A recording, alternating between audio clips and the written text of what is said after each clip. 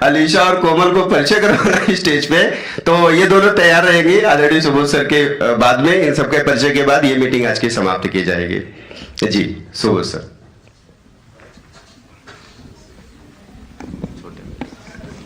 अजय भाई की जो उपलब्धि मैंने अभी सुनी है, तो उनसे मैं ये भी सुझाव करूँगा कि भगवान विश्वकर्मा की भी माइक्रो आर्ट जो है जरूर बनाएं, जिसको जो है नेक्स्ट कार्यक्रम में जो होगा हमारा, जहाँ पर भी वहाँ पर उसको दिखाया जाए कि किस तरह से ये बनाई जाती है और कितनी बारीक है।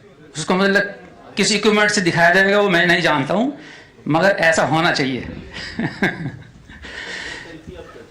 तो बाकी जीवन में तो उतार चढ़ाव बहुत सारे आते ही रहते हैं, मगर जीने का हौसला कैसे गेन किया जाता है वो चीज बहुत जरूरी है।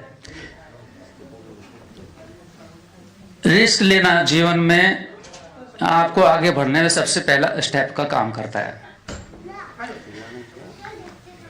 गाजियाबाद में मैं प्राइवेट जॉब में काम करता था, वहां से मैंने जो उत्तराखंड स्टेट अपना अलग बना जिस साल में मैंने जॉब छोड़ के अपनी वहां से अपना बिजनेस शुरू किया, गाजियाबाद से देहरादून आकर।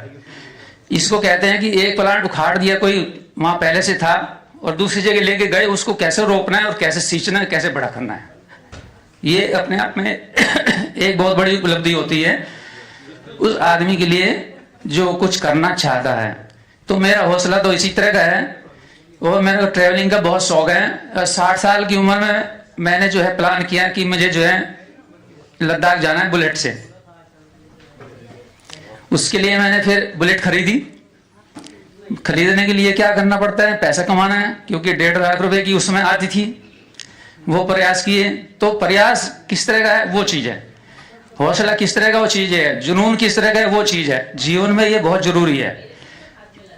तो उस यात्रा को हमने सच पास है वहां पे जो वर्ल्ड का 4th टफेस्ट रोड है, उसको हमने क्रॉस किया था बुलेट से। मेरे साथ यंग पर्सन थे 4, उन पूरी टीम गई थी। तो इस तरह के कार्य करने की तो मतलब कहते हैं डर के आगे जीत है। जैसे ये कैंपेन में मैंने वो कहीं सुना था, बोर्ड लगे रहते थे, किसी कोल्ड ड्रिंक था कोई, कि डर के आगे जीत है। तो वो वास्तव में वो है, जिसने डर के ऊपर काबू पा लिया वो समझ आगे जाना ही जाना है, उसको कोई नहीं रोक सकता। तो ये चीज हमारे जीवन में उतारनी, जिसने सीख ली उसके लिए तो फिर रास्ते बनते ही चले चले आते हैं, कोई नहीं रोक सकता उसको, चाहे वो किसी भी क्षेत्र में कार्य करता हो।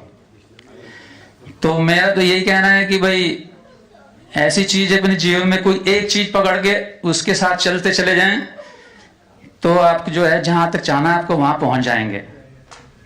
तो इसी के साथ मैं अपनी बात को विश्राम देता हूं, और विश्वकर्मा समाज के लिए जो कुछ भी हो सकता है, सहयोग की भावना कैसे करनी चाहिए वो तो संस्कार से आती है, या कैसे आती मैं नहीं जानता, मगर जिसके पास वो आ गई उस समाज को कोई आगे बढ़ने से रोक नहीं सकता। सहयोग किसी भी तरह का हो सकता है, जैसे भी कर सकता है, जिसमें जैसी योग्यता है उसको सहयोग की भावना जरूर करनी चाहिए। चाहे अपने रिश्तेदारी में हो, जो कमजोर हैं उनको ऊपर उठाने की बात हो, या समाज के अंदर जैसे प्रोग्राम हो रहे हैं उस तरह के कार्यक्रम में कुछ सहयोग करने की बात हो, वो बहुत जरूरी है।